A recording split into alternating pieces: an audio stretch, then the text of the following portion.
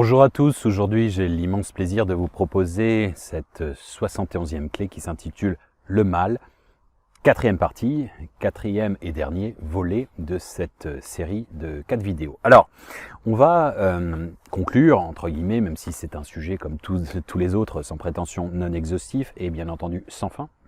On tentera non pas de faire une conclusion, mais peut-être une petite synthèse et une ouverture à la fin. Alors, tout d'abord, aujourd'hui, j'aimerais vous parler en fait au niveau de cette notion de mal. Alors, je reprécise que toutes les vidéos sont indépendantes. Vous pouvez les regarder. La troisième est peut-être plus pratique, technique, avec beaucoup de conseils, des outils, etc. Et puis les autres, c'est peut-être plus une vision un peu plus large. Alors, cette vidéo, en fait, on va essayer de comprendre, encore une fois, cette notion de mal qui sous-entend, si je devais résumer, le mal, ce n'est pas que le mal, le malin, Dieu, le Satan, etc., qui est extérieur, il est en potentiel en tout et partout. Même un concept, que ce soit une idée intangible, peut être dépravé. Est-ce que le système est méchant? Le système est le système. Le système est ce que nous en faisons, d'accord? C'est un égrégore, ok? Un couteau est méchant ou pas? Un couteau peut ôter la vie, il peut aussi être utile pour vous alimenter, enfin couper vos aliments, faire j'en sais rien moi, de l'art ou etc., etc. Donc chaque chose détient son contraire et enfin sa partie lumineuse et comment dire obscure en quelque sorte. Donc dans l'absolu, c'est intéressant de comprendre la notion du mal dans son fonctionnement. C'est une dépravation, c'est une perversion, c'est une segmentation, séparation de l'unité. Donc ça se matérialise comment? Par, si je devais schématiser, par des basses fréquences. Des basses fréquences, des basses énergies, d'aigreur, de jalousie, de ressentiment, où on n'est pas à l'aise. Je vous ai expliqué que la peur, l'inquiétude, c'est le contraire de la quiétude. La quiétude, c'est quoi? C'est la complétude, c'est le fait d'être harmonieux, d'être dans l'unité. L'unité, c'est quoi? C'est la dimension divine. Donc, on arrive à cette dualité. Alors, je sais qu'on va aller plus loin parce que la dualité nous bloque finalement dans ce schéma binaire de labyrinthe, gauche-droite, gauche-droite, gauche-droite, ok? Alors qu'on va essayer de prendre plus de perspective et plus de hauteur. Alors, très important, cette notion d'égrégore, je pense que vous êtes assez clair là-dessus. Un égrégore, c'est une condensation, c'est une forme pensée, d'accord? C'est-à-dire qu'en gros, chaque individu alimente de par sa vibration, de ses énergies, de la pensée et du cœur, de ses émotions, va nourrir, comme s'il était des petites gouttelettes en suspension, nourrir une même forme d'idée, d'accord? Donc je suis dans la sinistrose, donc je ne suis pas content dans la vie, je n'ai pas confiance dans le futur de l'humanité, je pense que ça va partir en couille et qu'on va tous mourir et tous s'éteindre, d'accord? Donc je pense ça, je le vibre et je rumine et je suis dans mon truc, mais je ne suis pas que dans ma prison égotique. Je ne suis pas que dans ma prison cérébrale et émotionnelle. Je suis en fait de l'émission. Encore une fois, c'est scientifique. Mettez des électrodes sur la tête de quelqu'un, vous allez percevoir même à distance de l'énergie, d'accord? Bon.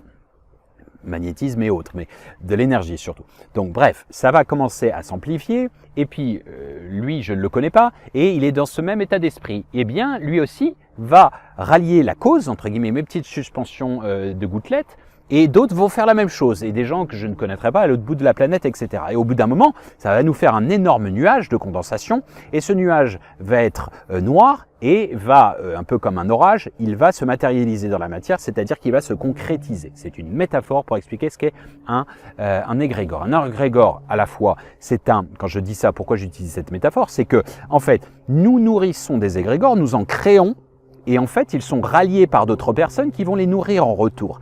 Et cet égrégore va nourrir d'autres personnes qui n'étaient pas nécessairement touchées par la sinistrose et va vous redonner encore plus de combustible pour entretenir votre propre sinistrose. Ça, c'est vrai dans un côté négatif, mais dans un côté positif aussi. C'est pour ça que je m'époumonne chaque fois et que je le ressors depuis des années.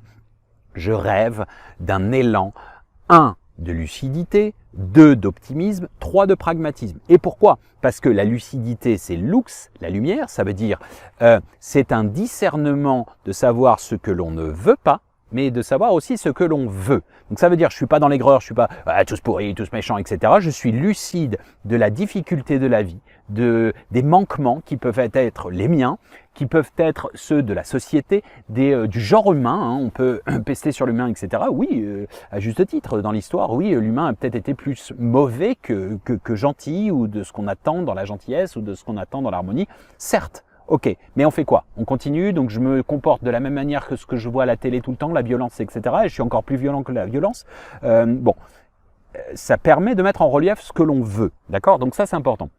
Donc, soit je me laisse happer, pirater, impacté par justement cet égrégore, ou bien je décide soit d'en créer un nouveau, soit d'adhérer à un lumineux justement. Donc c'est ça la lucidité. La lucidité, je suis conscient de tout ce qui se passe, des déboires. Je ne vous parle pas de plein de choses négatives parce que j'ai pas envie. Cela étant, lisez l'ouvrage, et je remets les références. Il est gratuit en audio si vous ne savez pas lire, si vous êtes sourd par exemple, enfin vous êtes non voyant, excusez-moi.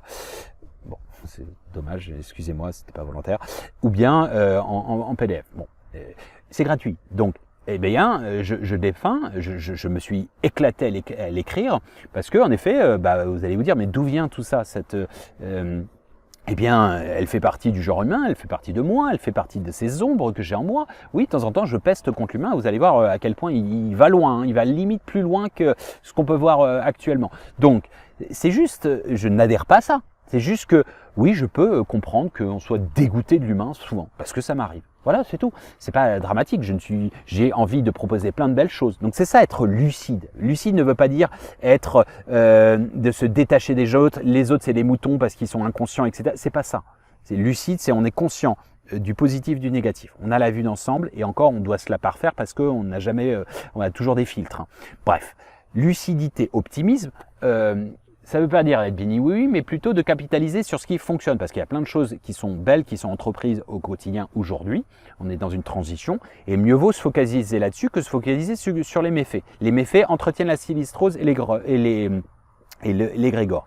Et enfin, pragmatisme, on se bouge un peu les fesses. C'est-à-dire qu'on met des projets en place. Mais ça peut être juste à l'échelle de sa famille. Ça peut être, je sais pas, oui, j'aime pas ma vie et tout. Eh bien, rien que le fait d'être plus positif, à émettre plus de vibrations, je sais pas, s'inscrire à une activité que vous aimez ou je sais pas, de filer un coup de main, etc. Déjà ça y contribue. C'est ça le pragmatisme. Hein. C'est pas, je sais pas, créer une nouvelle civilisation, nécessairement une association mondiale. À chacun sa portée, son échelle, et c'est l'effet papillon. Déjà, si on fait notre part du petit colibri, eh bien, ça changerait forcément la donne. Surtout que ça influe les autres. Et on en vient à ce point d'effet papillon.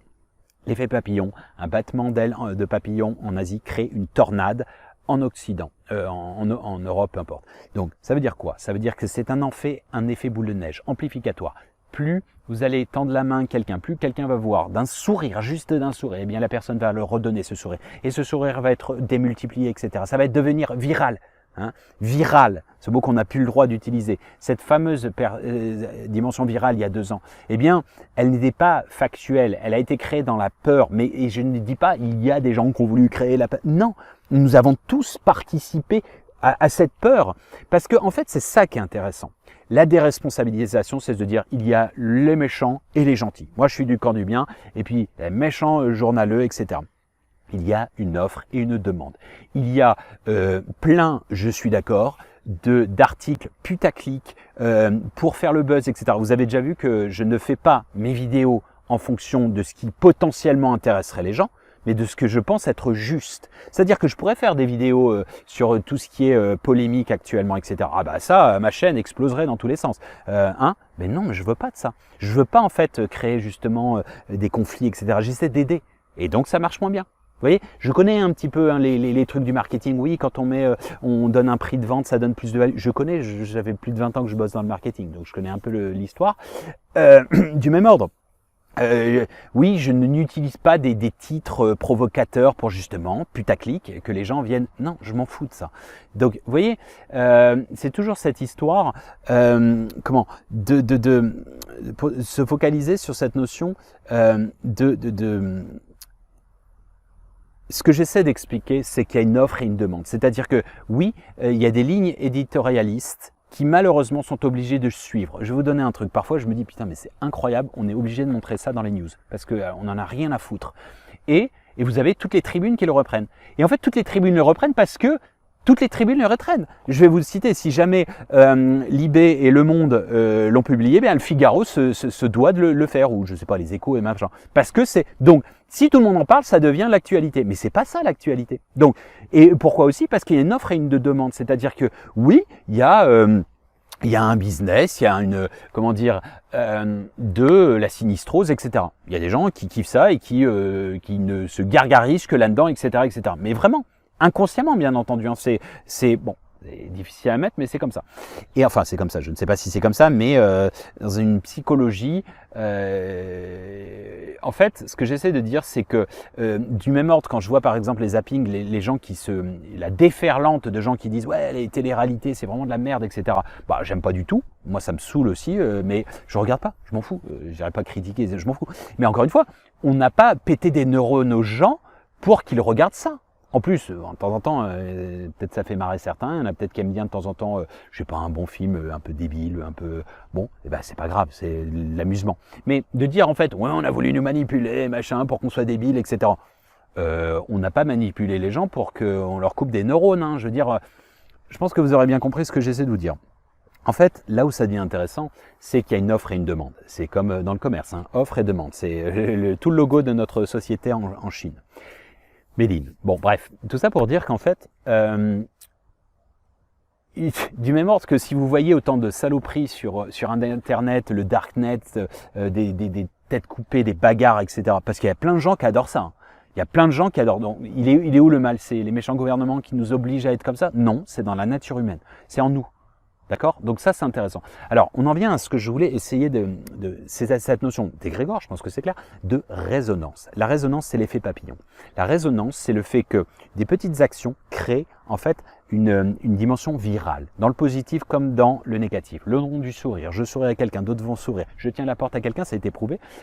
Quelqu'un qui n'a pas l'habitude de tenir la porte, si il a reçu quelqu'un qui lui tenait la porte, eh bien, en retour, il va la tenir à d'autres personnes. Donc, plus on donnera dans la vie, et plus les autres donneront. D'accord? Oui, il y aura des gens qui seront dans la résistance et qui ne feront pas passer le courant, hein, si je puis faire un petit parallèle en électricité. Mais c'est ça qui est important. Donc cette résonance, soit on bascule et on se dit ouais, bah, tous pourris, moi je fais des efforts et puis regarde, c'est tous des cons, etc. Ben ouais, ben écoute, tu entretiens l'égrégore de peur, d'insatisfaction, etc. Je m'en prends plein dans la gueule. Hein. Je peux vous dire que je me prends autant de positif que de négatif. Mais j'essaie de choisir. Et parfois, je vous dis, je pète et je me dis ouais, on arrête tout, ça sert à que dalle, à quoi bon, etc., etc. Je me focalise moi sur ma petite vie, je suis bien bien dans mes pompes. Pourquoi me prendre la tête, hein? Puis après, ben, je dors, ou pendant 2 heures, ça a passé, je vais courir et puis je me dis, allez, on est reparti. On est tous humains, d'accord? On tombe, on doute, oui, tous. Mais c'est pour ça qu'on a besoin de solidarité, c'est pour ça qu'on a besoin d'entraide, c'est pour ça qu'on a besoin de bienveillance. Le tissu social ne va pas se faire parce qu'on fout un panier de basket dans une cité, ou j'en sais rien, moi, où on va filer c'est des cacahuètes aux singes. C'est pas ça l'idée, c'est vraiment... c'est d'être bienveillant entre nous tous. C'est ça ce tissu social. C'est le sourire, la main tendue. Le mec qui galère sur la route, je l'aide, je prends 2 minutes, je suis en retard, bah oui, bah je l'aide à pousser sa caisse. Bon, c'est aussi simple que ça. Enfin, comment devoir réapprendre l'alphabet? Parfois, c'est un peu. Je vous dis, quand je vois les gens qui comment dire, qui transfère des trucs où tu vois une vidéo, le gamin il va filer des pièces à un clochard. Et je me dis, je vois le nombre de vues, 1 million, 2 millions, et je me dis, on est arrivé là. On est arrivé à s'extasier devant des choses évidentes, des choses de tous les jours. Est-ce qu'on a besoin de se mettre en lumière de toutes ces choses? Est-ce que je mets en lumière et je témoigne tout ce que j'essaie de faire de bien? Non, pas du moins. Je parle de temps en temps et les gens te disent, oh, c'est pour te donner bonne conscience, c'est pour... Mais j'ai envie de leur dire, excusez-moi, mais évidemment que je ne montre pas tout ça. Je ne vais pas passer avec une cam. Et encore une fois, ce n'est pas bien. Ça me semble être normal. Et encore, j'aimerais faire plus. Vous voyez?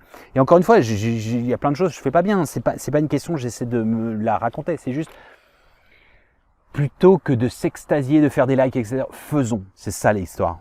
Soit le changement que tu veux voir dans le monde. Donc, dans cette notion de résonance, en fait, c'est cette notion, en fait,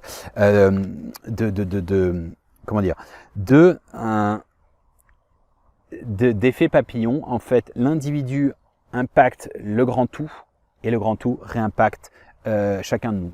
Tu n'es pas une goutte d'eau dans l'océan, tu es l'océan entier dans une goutte. Alors, en fait, cette notion de, c'est le 6e chapitre de la dictature du bien, on entend reset, réinitialisation, etc. Écoutez, moi j'ai envie de croire, oui, peut-être je suis naïf, je suis niais, je suis bête, je suis tout ce que vous voulez, peut-être. Eh bien, ça me permet d'être plus apaisé. Je préfère croire en un potentiel lumineux à travers ça, c'est-à-dire, c'est le 6e chapitre, une réinitialisation lumineuse. Je n'attends de personne, de gouvernement, j'essaie de faire ce que je peux faire. Et je vois plein de gens le faire également. Donc une réinitialisation veut dire, en fait, un changement de paradigme, c'est ça. Et il peut être lumineux. On reparamètre les choses, on se repose ces questions existentielles. Est-ce que ça va dans l'intérêt du plus grand nombre? Est-ce que ça va dans l'intérêt de l'homme, l'humain? Est-ce que ça va dans l'intérêt de la nature? Ou c'est juste le pognon, le profit, etc. C'est ça, ces reconsidérations. C'est ça, reparamétrer notre système, notre civilisation, si tant est que le mot ait encore un sens, notre système qui est devenu un roue libre, un Frankenstein. Beaucoup de gens sont victimes du système et le déplorent, même à l'intérieur des gens qui sont au pouvoir. Je suis persuadé. Il y en a plein qui bouent en eux en se disant j'ai envie d'apporter des choses positives mais j'y arrive pas, ou je suis persuadé de tout ça. Et je pense que si on est un peu plus à chacun essayer de s'aider mutuellement, ça ira mieux. Alors, ça veut dire quoi? Ça veut dire tout repasser au crible. Tout repasser au crible. Ça veut dire tout, en fait, c'est la maintenance. Quand vous avez un appareil électrique ou je sais pas, un ascenseur, etc., bah, les gars de la maintenance, ils vont regarder tout, si tout fonctionne bien, ça, pour continuer à bien fonctionner. Vous voyez, on n'attend pas que ça se casse la gueule pour aller voir. Non, on va vérifier que tout. Alors ah bah non, ça, on voit que c'était le boulon était à 2 doigts de se barrer. Donc ah bah tiens, on le resserre, etc., etc. C'est une métaphore. Donc repasser au crible, ça veut dire à l'échelle macro, c'est-à-dire collectivement, notre société, notre civilisation, et que ce soit n'importe quel pays, à l'échelle régionale, peu importe, mais de voir en fait, par exemple, l'éducation. Est-ce que ça vibre ou pas? Est-ce qu'il y a des choses à améliorer? Tout n'est pas à bannir, bien sûr, il y a des choses positives, il y a des choses encore à améliorer, évidemment. L'éducation, la science, la médecine, la société, etc., etc., l'organisation, les lois, la justice, etc., tout est à revoir dans son intégralité à l'échelle de la planète. Ensuite, cette idée de transmutation, de transmuter, ça veut dire en fait passer d'un état à un état supérieur. Donc ça veut dire l'obscurité, la transmuter en lumière. Donc c'est de l'alchimie à la base, mais de manière opérationnelle, là je parle de choses concrètes. C'est-à-dire que à l'échelle individuelle, ce serait de voir si ça vibre avec sa vie, ses amis, son couple, son hygiène de vie, j'entends, hein, si vous prenez des douches ou pas, son boulot, ses activités, son mode de consommation, son comportement au quotidien, etc. C'est-à-dire de ne pas se déresponsabiliser et ne pas forcément vouloir être un super-héros, de tout arrêter du jour au lendemain. C'est pas ça. La voie du milieu, c'est d'être en harmonie. Ça veut pas dire être un égoïste, ça veut dire d'être bon, est-ce que je me comporte bien? Est-ce que vous êtes satisfait de vous? Est-ce que ça vibre ou pas? Ça veut pas dire mon couple ça va pas, je la largue ou je le largue du jour au lendemain, c'est pas ça. Est-ce que j'ai tout tenté? Est-ce que je m'analyse? Est-ce que la clé 60 sur l'amour par exemple, est-ce que j'ai tout tenté? Est-ce que je peux pas faire une thérapie, être aidé? Est-ce qu'on peut pas discuter, de dire voilà, j'aime pas trop ça, j'aimerais bien que tu fasses ceci, cela, ça. Dis-moi comment je peux m'améliorer. Et puis après, le tango se danse à deux. Hein. S'il y a une des volontés, l'amour peut se dissiper un temps, et puis revenir. Hein, ça arrive, comme la connexion divine. Parfois, on sent le cosmos nous traverser, et puis le lendemain, on se réveille, et puis il est plus là, quoi. En fait, c'est pas qu'il est plus là, c'est que on a perdu la connexion, on a perdu le câblage, quoi. Enfin, on ne prête plus l'oreille plutôt. C'est plutôt ça. Mais il parle continuellement. Hein. C'est une triste chose de considérer que la nature parle et que le genre humain reste sourd. Ça, c'est Victor Hugo. Et c'est vrai pour tout, cette connexion divine. Quand j'ai eu pensé le perdre, par exemple, dans ma mémoire de l'âme, je savais qu'il y avait une autre partie de moi-même qui me disait non, non, je suis toujours là, c'est juste que tu n'écoutes pas. Tu ne veux pas écouter. Vous voyez, c'est comme si vous disiez des belles choses à quelqu'un qui est en dépression et qui est pas content et qui est en colère. Oui, bon, lui, il répéter, il va dire, il va trouver la faille. Il va essayer de trouver la faille. Il va essayer de faire du crash test. Mais du crash test, si vous mettez toute la force, putain, ce crayon, paf! Oui, il est pas solide, là. Ben, c'est pareil dans la vie, dans un couple. Quand on est là à essayer de pousser jusqu'aux limites, si vous êtes, je sais pas, j'ai déjà expliqué ce truc-là, dans la jalousie, vous n'êtes pas du tout bien dans votre pompe et vous êtes sûr que la personne va vous quitter un jour. Et vous lui faites vivre l'enfer sur des années. La personne, elle tente tout, etc. Et au bout de 5 ans, j'en sais rien, quelques années, elle vous lâche, elle vous quitte. Et vous dites, bah, j'avais raison. Bah, ça s'appelle une autoprédiction. C'est pas une projection de vos peurs, c'est que vous êtes comporté de telle manière que vous avez démontré le résultat. C'est pas escompté inconsciemment du fruit de vos peurs dans la loi d'attraction, mais dans la loi d'attraction matérielle, je veux dire tangible, concrète. C'est assez simple ce que je dis, c'est juste évident. Encore une fois, c'est dès lors, encore une fois, très important. Dès lors, dans cette notion de résonance, il y a deux extrêmes, on va dire, dans la vie. Il y a le côté, si Dieu le veut, je passe ma vie dans mon plumard et je fais pas de formation, je postule pas pour des boulots, etc. Et si Dieu le veut, j'aurai du boulot. Bah, ce sera difficile. Hein. Dieu, il fait des miracles, mais de là à ce que tu n'entreprennes pas les choses, ça risque d'être dur. Vous aurez bien compris ce que je veux dire, ou même ordre, si Dieu le veut, je vais rencontrer la femme idéale. Et puis je reste chez moi, dans un état miteux, à rien faire, etc. Je ne sors pas, donc il n'y a pas de chance, à part si elle est plombière et qu'elle vient un jour, je ne sais pas. Hein. Vous avez bien compris que ça va être difficile. Peut-être sortir, faut peut-être faire un effort, etc. On est bien d'accord. L'autre extrême, ce serait ce truc qu'on voit dans les coachings de vie, un petit peu certains à l'extrême, à l'américaine. Empowering, on va avoir des pouvoirs si vous voulez gérer votre... Je me suis un peu excité là. On sent toute la passion. Non mais en fait, voilà, c'est ces trucs-là que je vois. Par exemple, je peux en citer un qui est très connu. Ça marche pas chez les latins, enfin parce que c'est too much, quoi. C'est des trucs, mais c'est tellement artificiel. Enfin pour moi, hein, c'est bien la motivation, mais ça a tout, ce côté. J'ai une bonne carrière, je gère tout, efficacité, vous savez. Et en fait, il y a ce côté en fait entre les deux. C'est-à-dire, soit je gère tout, ma vie, du papier à musique, etc. Sauf qu'il y a un truc qui s'appelle quand même la providence, l'interaction avec les autres. C'est comme, je sais pas, vous tout gérez dans votre vie. C'est le gamin qui dit, il a 12 ans, il dit, ouais, moi je vais me marier à tel âge, j'aurai 3 gamins, le premier il sera blond, le deuxième elle s'appellera Jennifer, et ainsi de suite. Ouais, alors tu sais pas si t'es stérile, t'as pas rencontré la bonne personne, et puis, je sais pas, ça peut aussi ne pas se passer comme ça, tu vois. Donc, bon. Vous aurez bien compris l'exemple humoristique là-dessus. Donc, ceux qui ont l'impression de gérer leur vie, comme ça, comme du papier à musique, et qui sont vraiment dans la maîtrise, dans le pouvoir et dans l'ego. Hein.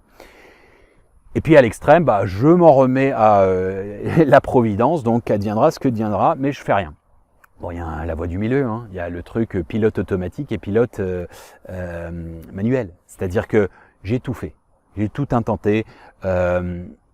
Je me suis mis sur des sites de rencontres, j'essaie de faire un effort, j'essaie de m'ouvrir, etc., etc. Bon, j'ai tout fait et où j'ai envoyé tous les CV, j'ai fait toutes les formations, etc. Bon, maintenant, je m'en remets, j'ai tout intenté, ma meilleure intention est là, j'ai tout fait dans ce que je pense être juste, mais maintenant je m'en remets à la providence et à Dieu, grand tout, l'univers, et ça arrivera quand ça arrivera. Si vous êtes trop dans l'expectative de vouloir pour vouloir, eh bien, on va vous envoyer de la volonté. Vous en aurez toujours plus. C'est comme de vouloir du boulot. S'il vous plaît, Dieu, je voudrais trouver du travail. Eh bien, vous n'en aurez jamais. Parce qu'on va vous réaliser, si vous êtes vraiment convaincu, vous allez être réalisé dans le fait de vouloir du travail, donc de vouloir trouver du travail. Donc le lendemain, vous allez trouver du travail sur des pages internet, des articles. Ah bah tiens, un travail. Bah vous avez trouvé un travail. Mais vous ne l'avez pas obtenu. Vous n'avez pas demandé de trouver un travail.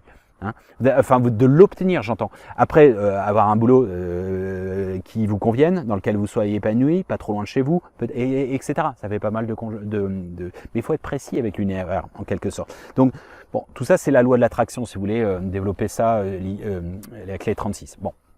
Sans s'éparpiller, l'idée est très importante dans cette dimension. Et là, si vous voulez, dans ce point, c'est l'élargissement de la vision manichéenne, dualiste, binaire de gauche-droite, blanc-noir, blanc-noir. Il y a différentes nuances de gris. Non, plus sérieusement, il y a un arc-en-ciel. C'est jamais tout blanc ou tout noir. Il y a le yin et le yang, hein, vous vous rappelez, il y a du positif dans le négatif, etc. On évolue également. Rien n'est figé. Quand je dis gauche-droite, c'est le labyrinthe. Hein. Regardez un labyrinthe, et quelle est la technique? Eh bien, vous élever, prendre de la hauteur. Si les murs font 3 mètres, vous n'allez jamais voir, vous allez avoir toujours ce schéma gauche-droite. Mais si vous prenez de la hauteur, c'est une métaphore bien sûr, vous prenez de la hauteur, eh bien vous allez pouvoir avoir l'horizon et pouvoir trouver la sortie. Eh bien, sinon on reste dans un schéma et on l'entretient sans cesse. Il a raison, elle a tort, etc. Gauche, droite, que ce soit dans les partis politiques, que ce soit dans les opinions, que ce soit, il y a du bon à trouver en chacun. Et ce qui permet de s'affranchir des extrêmes. Et les extrêmes, on a vu, c'est ce qui nous fait basculer. On n'est pas équilibré quand on est dans un extrême, n'est-ce pas? Eh bien, le funambule, c'est la voie du milieu. C'est toujours de composer avec différentes factions, opinions, et de voir en fait que tout est dans tout. Écoutez cette superbe phrase que j'ai déjà expliquée, qui vient de Rumi, qui a vécu à quelques kilomètres d'ici, à Konya, en Anatolie. Tout l'univers est contenu dans un seul être humain, toi. Tout ce que tu vois autour du toi, y compris les choses que tu n'aimes guère, y compris les gens que tu méprises ou détestes, est présent en toi, à différents degrés. Ne cherche pas non plus le diable hors de toi. Le diable n'est pas une force extraordinaire qui t'attaque du dehors. C'est une voie ordinaire en toi. Si tu parviens à te connaître totalement, si tu peux affronter honnêtement et durement à la fois tes côtés sombres et tes côtés lumineux, tu arriveras à une forme suprême de conscience quand une personne se connaît. Elle connaît Dieu. C'est magnifique parce que ça, d'ailleurs, excusez-moi, j'ai dit Rumi, c'est Cham de Tabriz, qui n'est pas connu, c'est le maître de Rumi. C'est le maître qui a mis en lumière la lumière de Rumi tout en restant dans l'ombre. Il n'a pas été connu, il a été calomnié, détesté par toute la famille de Rumi, et alors qu'il était véritablement dans l'authenticité de la pureté de la lumière. Bon bref, à bon entendeur, salut. Si vous voulez explorer ça, superbe ouvrage, un des 3 plus beaux ouvrages. J'en ai parlé dans la clé 63 sur les ouvrages, mais si vous ne le lisez pas, tant pis. Soufi mon amour de Elif Shafak, que j'adore particulièrement et que j'aimerais rencontrer un jour, j'espère, si Dieu le veut. Alors, allons dans cette idée, parce que qu'est-ce que ça voulait dire dans cette phrase? Ça voulait dire que arrêtons de voir le mal partout, de l'extérieur. Satan n'est pas le petit diablotin, il est en nous en potentiel. Et du même ordre que nous avons une partie divine, d'accord? C'est ça l'idée. Et là, j'en reviens sur une phrase que je vous ai déjà dite, dont je vous ai fait part, qui préface justement l'ouvrage La dictature du bien. Je vous invite à l'écouter ou le lire. Encore une fois, je me répète, il est gratuit, vous allez avoir les références en bas. L'illusion de séparation nous a fait croire que Dieu et le diable étaient des personnes extérieures à l'homme, alors qu'ils cohabitent, tous deux en potentiel en chacun, prêts à être révélés ou activés au plus profond de son cœur ou dans ses plus sombres abîmes. Il y a une double polarité en tout et partout, en chacun, en chaque idée. Elle est lumineuse et on peut la dépraver systématiquement. Alors on revient notamment sur tout ça. La question justement, alors c'est soulevé dans l'ouvrage, je ne vais pas en parler trop longtemps ici, si vous voulez, vous approfondirez.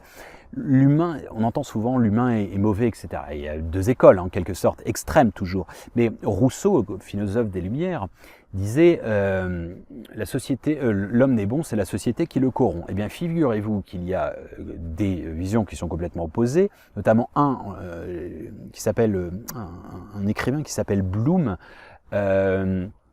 et qui a écrit un ouvrage que j'ai lu justement dans le désert jordanien en 2016 qui s'appelle Le principe de Lucifer. Alors rien à voir avec le diable, c'est plutôt la société, la dimension sociale, comment des gens peuvent en paix basculer dans la guerre civile, devenir créer des atrocités abominables, etc. Et en fait lui, il considère l'inverse de Rousseau. Pour lui, non, c'est l'homme n'est pas bon, il n'est naturellement potentiellement mauvais, c'est l'éducation qui permettra, entre guillemets, et la morale et l'éthique, de rationaliser, de réfréner son potentiel démoniaque et ou reptilien, c'est-à-dire animal, c'est-à-dire on attaque, etc., on vole, on pille, etc. Et C'est très intéressant parce qu'en fait, il évoque qu'à peu près un quart, voire un tiers dans les pays occidentaux, mais je pense que c'est dans le monde entier, dans les cours d'école, les gamins qui sont censés être innocents ont participé à de la violence contre de la différence, trop gros, trop maigre, trop intelligent, trop bête, etc.,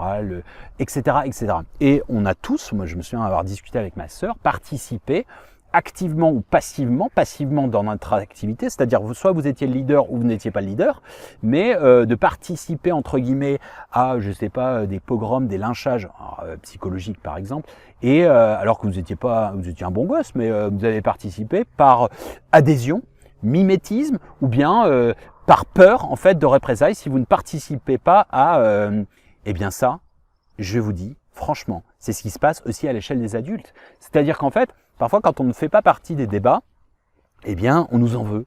Parfois, on pose des questions sur l'actualité, j'ai pas envie d'y répondre. Pourquoi déjà je devrais ramener ma science sur tout bon, j'ai mes opinions, mais en l'occurrence, peut-être c'est pas tellement judicieux. J'ai pas le recul, j'ai pas l'expertise. Faut quand même aussi s'en remettre à. Il y a des experts pour certaines choses, des sociologues, des médecins, des scientifiques, etc. On peut pas arriver comme ça du matin et avoir une meilleure diagnostic que j'en sais rien qu'un juriste par exemple. Je connais un peu le droit pour justement avoir des avocats et notamment dans le commerce. Bon, j'ai étudié le droit. Entre autres, dans mon cursus, comme la science, comme plein de choses, bon, je suis pas un expert, c'est logique. Et personne. Et en fait, on est beaucoup dans cette notion de faire du bashing. Toutes les institutions, tout le l'establishment est pourri jusqu'à l'os, et donc on détruit tout. Eh bien ça, je vous dis, lisez cet ouvrage, La dictature du bien. Je me réfère en fait à beaucoup de faits historiques, pour avoir vécu dans des pays des années sur lesquels, historiquement, dans les années 60, vous aviez des lunettes, on vous tabassait à mort des profs, sous prétexte que vous étiez intellectuel. Et qui disait intellectuel, disait forcément que vous vouliez oppresser le peuple. C'est un non-sens total. Ça, c'est vrai au Cambodge et dans un pays que j'ai pas envie de citer ici, pour des raisons que vous avez bien compris. Voilà. Alors, en fait, est-ce que l'homme est méchant ou pas, naturellement, je sais pas, moi je regardais encore un reportage hier sur Arte sur la civilisation qui mettait, alors je suis pas tout à fait d'accord avec ça, mais en même temps parce que je n'ai pas envie d'adhérer à ça, mais je pense que ça a du sens, il mettait civilisation était liée à la guerre, dans le sens, très beau reportage d'ailleurs, très bien fait esthétiquement, et ils expliquaient en gros que ça a été la dynamique destructive et créatrice, pardon. Alors, je suis un utopiste, je n'ai pas envie de croire à ça, mais peut-être que c'est quand même un peu vrai, parce que, juste un détail, sur l'humanité, 273 ans de paix sur Terre. Okay, donc ça veut dire qu'on a quand même un petit problème en soi. Donc, le problème de ça, c'est de dire des généralités, l'homme est un loup pour l'homme, l'humanité est pourrie, trop bon, trop con, etc. Donc, on adhère, et finalement, on est entre guillemets, très pacifique, très pacifiste en soi, dans son âme et conscience, etc. Mais finalement, on succombe à la sinistrose et on se bat dans un combat vain contre le mal qui n'a pas de visage, et donc du coup, on en vient à créditer le mal. C'est vrai pour plein de choses, c'est-à-dire les mettre la vertu dans les extrêmes religieux, les extrêmes dans la spiritualité, ou si tu fais pas ça, tu mets pas ceci, tu n'es pas en faveur de tel homme politique, etc., etc. Tu es forcément un mouton, un vendu. Et moi, on m'a catalogué de mondialiste, etc. Je suis pas du tout mondialiste. C'est pas parce que j'ai une société en Chine et en Indonésie que je suis mondialiste. J'essaie d'œuvrer depuis que je suis enfant pour comprendre comment on peut améliorer les choses. Mais depuis que je suis ado. Et donc, j'aurais pu, aller dans le Larzac élever des chèvres, mais j'ai souhaité participer activement en tant que cheval de Troie à aller à la rencontre du monde, dans les usines, dans les conditions humaines, inhumaines, dans la pression du management, dans les grosses structures, les sociétés, etc. Mais ça a été ultra initiatique. Comment j'aurais pu en parler si je ne m'ai pas inséré là-dedans? Du même ordre, comment je peux parler des addictions si je n'ai pas été addict? Comment je peux vous parler autant du bonheur si je n'ai pas été dépressif à vouloir me suicider à l'âge de 18 ans? Alors, j'ai pas fait volontairement, évidemment. Mais ce que je veux dire, en fait, tout ce qui ne tue pas nous rend plus forts. Et c'est initiatique, la vie est initiatique. Et c'est en ce sens où, est-ce que la nature est méchante? Vous voyez, je vous ai dit, je ne vous l'ai pas montré, désolé, il y a une espèce de carcasse en fait avec une mâchoire. Alors, j'espère que c'est pas une mâchoire humaine. Non, je pense que ça doit être peut-être une chèvre ou un truc comme ça. Et parce qu'il y a des chiens sauvages qui sont un peu comme des loups en fait ici. Chaque fois que je vais au boulot, j'en vois une meute, ils sont une dizaine. Bon, vu que je n'ai pas peur, ils ne sont pas méchants, mais bon, bref. Fais quand même attention, j'aurai un petit bâton au cas où pour les repousser. Je fais pas le malin parce qu'en plus il y a plein de serpents ici. Bref, ce que j'essaie de dire en fait, c'est que est-ce que la nature est méchante? Si un serpent vient me piquer là, bah elle est pas méchante. Le serpent, c'est peut-être parce que j'ai fait un geste comme ça, donc il a peur. Voilà, en général il se sauve. Mais on a ici dans la résidence, on va avec ma compagne, c'est à son initiative, on va alimenter des chats de rue, etc. Et des petits mignons et tout, et parfois il y en a un qui disparaît. Pourquoi? Parce que ces fameux chiens viennent bouffer un petit chaton et tout. Et là, on peut se dire, merde, c'est trop triste et tout. Du même ordre que je prends cet exemple, le poulailler. C'est-à-dire le poulailler, il y a le loup qui arrive ou le renard, et il décime toute la famille, donc il fait un génocide, et puis il laisse le petit poussin. Et elle est méchante, la nature. Les tremblements de terre qui tuent sans... En fait, c'est très dur à admettre, mais sortir de cette dualité, ça veut dire qu'en fait, à ce niveau-là, il n'y a pas de méchanceté en soi. Il n'y a pas une volonté de faire le mal. Un tremblement de terre, c'est juste en fait la terre qui bouge, qui respire, je dis pas dans l'eugénisme ça permet de réguler, etc. C'est pas ça. Les virus, c'est pareil. Les virus ont toujours existé. Vous savez juste un truc. On vient d'une bactérie à la base. 3,6 milliards d'années. Et la première forme de vie sur Terre, c'est une bactérie. Ça veut dire que c'est un parasite à la base. Et qu'ensuite, grâce à tout ce qui a été virus, c'est ce qui a permis en fait la vie. Donc, ce que j'essaie de dire, c'est que il n'y a pas le méchant des biens dans cette notion-là. D'ailleurs, petit aparté, 3,6 milliards d'années, c'est une bactérie d'origine extraterrestre. Donc, ça veut dire du cosmos, pas forcément les petits bonhommes verts. Hein. C'est juste, ça veut dire qu'il y avait une forme de vie à l'extérieur. Bon, bref, à bon entendeur, salut. Petit clin d'œil à mon amie Caroline Cory, hein, qui est experte en la matière. Pour ceux qui ne connaissent pas, j'ai fait des interviews avec elle, et puis vous pouvez aussi trouver son film qui s'appelle Tear in the Sky. Je mettrai les références éventuellement. Alors, poursuivons. Est-ce que la nature est méchante? Ben non, elle est juste nature. Est-ce que Dieu est méchant? Non, il est juste miséricordieux. Il respecte le libre arbitre. Je sais que c'est dur à admettre, mais c'est comme le créateur de jeux vidéo. Il a tout prévu. Jeux vidéo, il a prévu si vous faites une compétition d'escrime, etc., que vous puissiez en potentiel, avec votre épée, empaler, je sais pas, un supporter ou le public ou l'arbitre. Bon, bah c'est pas le but du jeu, hein, n'est-ce pas? Mais il a laissé ce libre arbitre, d'accord? Donc Dieu est méchant. Cette fameuse question, je tente d'y répondre dans La dictature du bien, sans spolier l'ouvrage, où je vous laisse. Il y a un moment, il y a cette question, il pousse le Satan dans la il lui dit, vas-y, démontre-moi que l'homme est bon, donne-moi des exemples, et il lui liste tout, et en fait, le mec, c'est comme s'il se prenait des coups, et il a juste envie de crier en disant, connard, t'as raison. Et en fait, l'idée, c'est, il lui dit juste une question, si Dieu, justement, cette fameuse question, si Dieu existait, pourquoi il laisserait faire tout ça? Eh bien, j'ai partiellement répondu, et il lui dit, mais j'ai dit d'autres choses, bien entendu, comme ça vous invite à aller le lire ou l'écouter. Il lui dit, écoute, sinon Dieu serait une dictature du bien, tout simplement. Bon entendeur, salut. Le libre arbitre, c'est la plus grande liberté, liberté de libre arbitre, logique, mais le plus grand amour divin, de savoir on peut se détourner et de revenir. Le fils prodigue, c'est cette métaphore.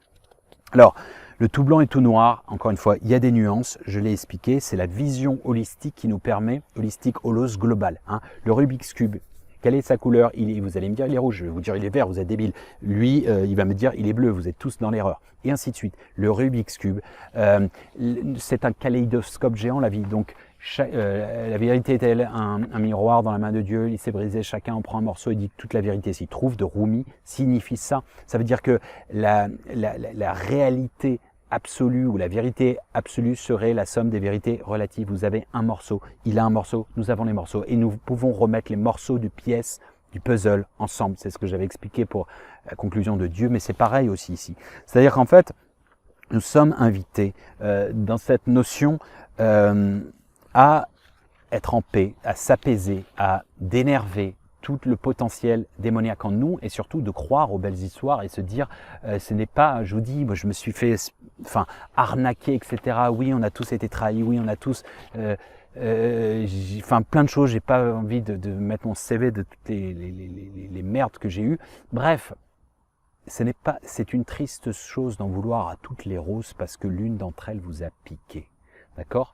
En fait, si vous voulez, sinon, en fait, on est sclérosé littéralement. On est sclérosé en fait dans cette sinistrose et on dit bah ouais, regarde, moi j'ai encore dernièrement, on s'est fait arnaquer.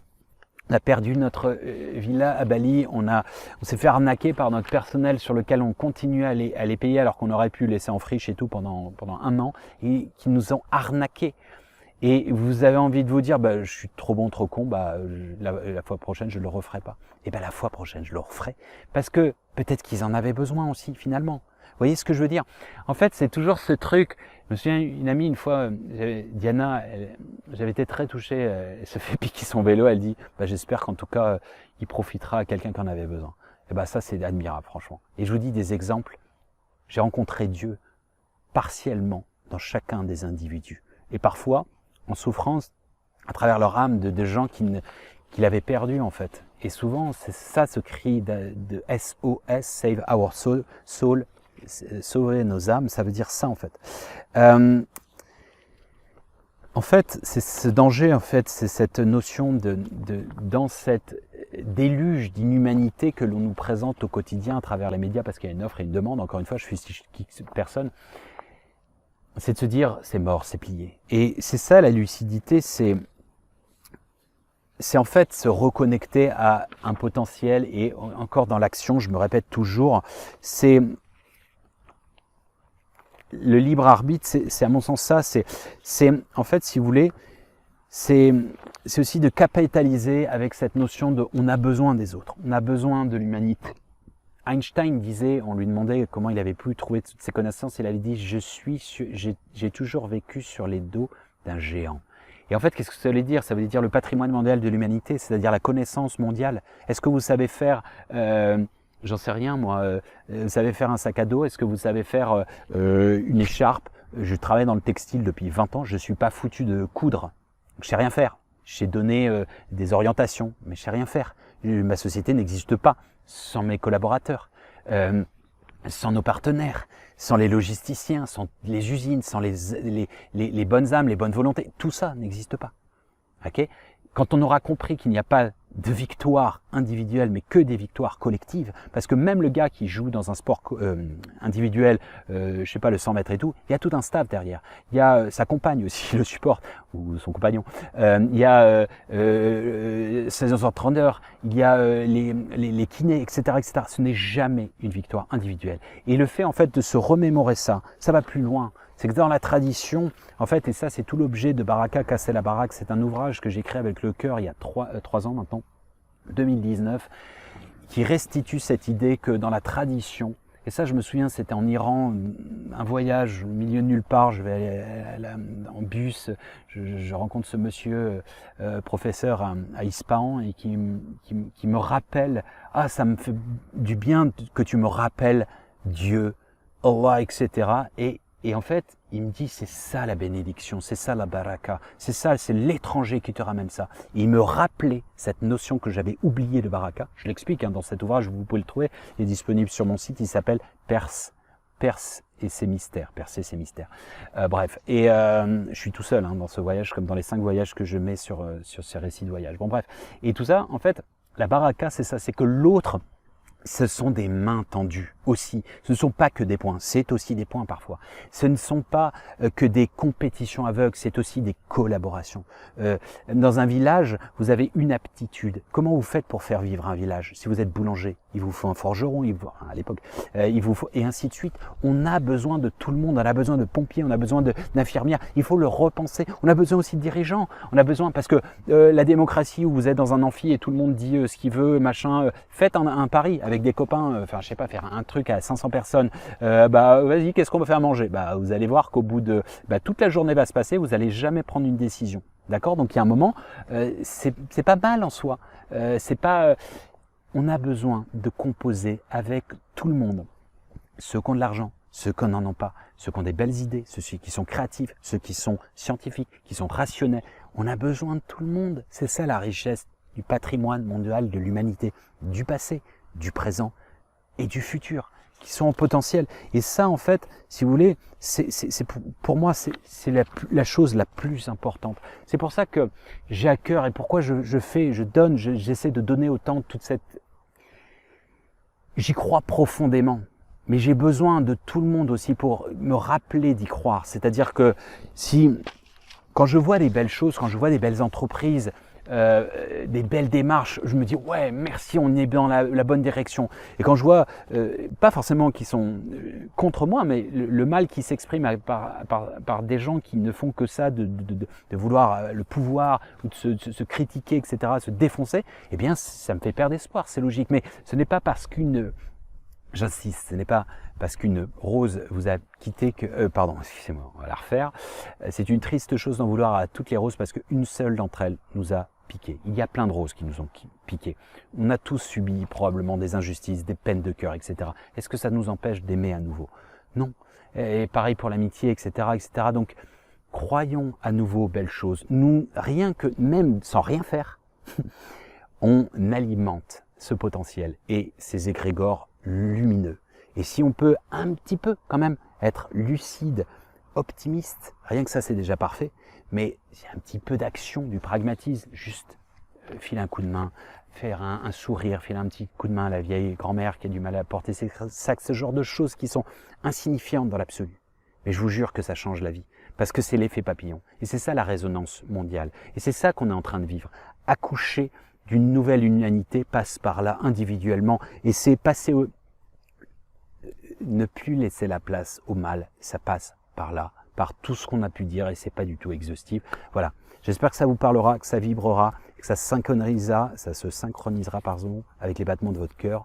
Il s'agit d'une clé parmi tant d'autres pour tenter de vous aider à façonner le passe-partout, la clé des champs du cœur, des champs de conscience, des champs de potentiel, des champs de ce que vous voulez, champs de patates aussi peut-être. Comme vous le savez, tous les chemins mènent à Rome et au Dôme. À bon entendeur. Salut.